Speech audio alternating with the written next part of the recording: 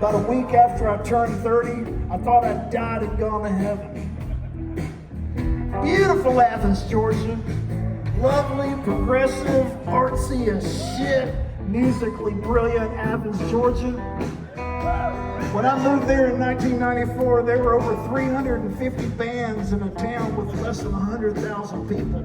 Do the math on that shit. It was amazing. And there were great venues and cool bars and lots of cheap burritos and pizza. And I got me a job working sound at a place called the Hi-Hat Music Club on Clayton Street, downtown Athens. And I met some of the most amazing musicians, some of whom are now lifelong friends, and even a couple of bandmates or more. And one day I was working, and it was like September of 1998. We'd just done sound check, and it's that lull, you know, between sound check and doors, and the lights are on, and the place is empty, and the TV set's on over the bar. And I look up, and there's all this grainy black and white newsreel footage from the 1960s of firemen shooting little black kids with fire hoses in the streets of Birmingham, and police dogs attacking black people on the streets of Birmingham. And then there's George Wallace standing at the door at the University of Alabama in Tuscaloosa trying to keep the black folks out. And I was so mad, I'm like, what the Oh, he died. Progress.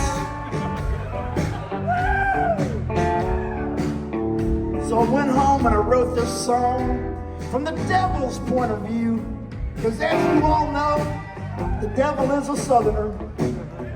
And so he's going to do what any good Southerner is going to do, even if he is the Prince of Darkness.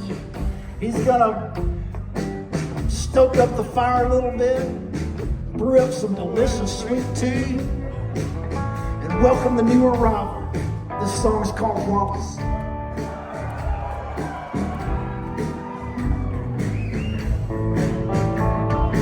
Throw another log on the fire, boys. George Wallace is a-coming to stay. When he met St. Peter at the pearly gates, I'd like to think that a black man stood in the way. No, all should be forgiven, but he played that hand so well. So throw another log on the fire, boys. George Wallace is a-coming. George Wallace is a-coming.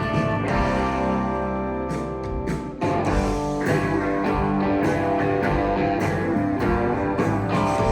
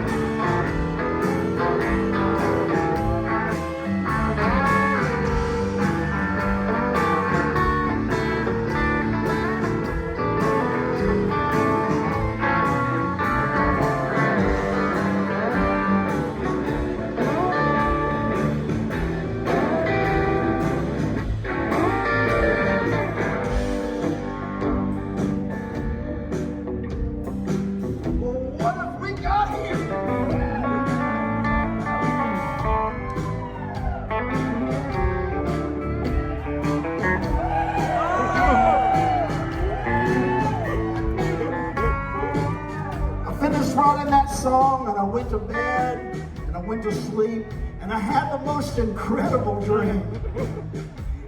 A dream that I was playing in a band, maybe, I don't know, Drive-By Truckers, or Betamax Guillotine, I don't know, something like that.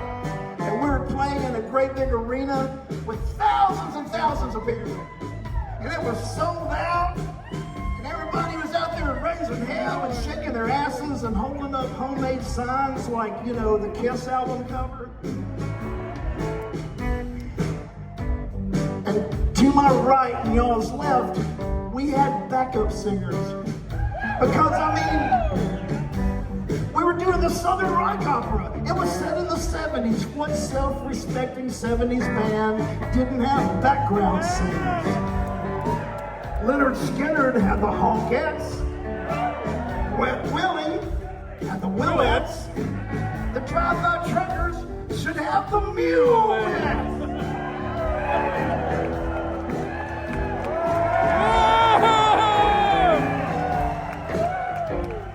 And it's been a sad and lonely year this year because night after night I've been looking over to my right at this exact moment in the show, and that microphone was so lonely.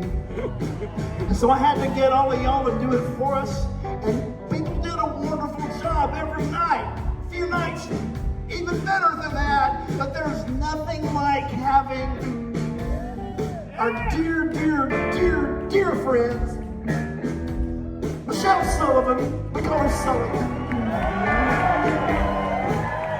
and the always remarkable Lydia Lovelace.